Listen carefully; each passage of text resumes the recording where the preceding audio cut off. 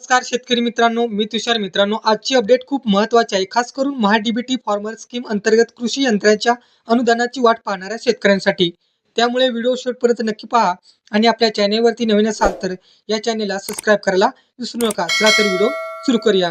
शेतकरी मित्रांनो, मोठी बातमी 9 फेब्रुवारी 2026 रोजी जी.आर. अपडेट. शेतकरी मित्रांनो, आज दिनांक 26 फेब्रुवारी 2026 रोजी राज्य शासनाने 2 महत्त्वाच्या योजनांसाठी अनुदान निधी वितरित करण्यास मंजुरी दिलेली आहे.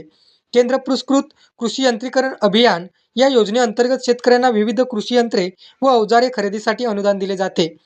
ज्या शेतकऱ्यांचे अर्ज मंजूर होऊनही अनुदान रखडले होते त्यांच्यासाठी मोठा दिलासा.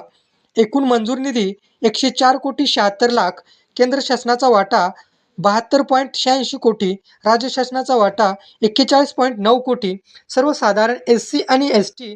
प्रवर्गासाठी निधी मंजूर करण्यात आलेला आहे. केंद्र पुरस्कृत कोरडवाहू क्षेत्र विकास योजना या योजनेसाठी देखील शासनाने निधी उपलब्ध करून दिलेला आहे. एकूण निधी 11 कोटी 81 लाख. सर्वसाधारण अनुसूचित जाती आणि अनुसूचित जमाती प्रवर्गासाठी आता अनुदान कधी आणि कसे मिळणार? निवड झालेल्या शेतकऱ्यांचे अनुदान आधार सलग बँक खात्यावर थेट जमा करण्याच्या स्पष्ट सूचना जी.आर.मध्ये देण्यात आलेल्या आहेत. म्हणजेच शेतकरी मित्रांनो, आता अनुदान लवकरच खात्यात जमा होण्याची दाट शक्यता आहे.